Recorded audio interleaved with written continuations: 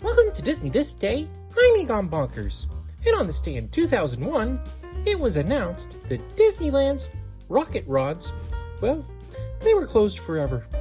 The ill-fated high-speed replacement for the PeopleMover went down for refurbishment the previous September. But the damage done to the ride's infrastructure was just too great to overcome. Since 2001, the outdoor track, parts of the queue, and, well, the loading area have largely remained unchanged. The queue space that was formerly the Circle Vision 360-degree theater was remade into Buzz Lightyear Astro Blasters. But this announcement was made 25 years ago today. Did you ever go on the rocket rods? I didn't. I think it would have been fun though.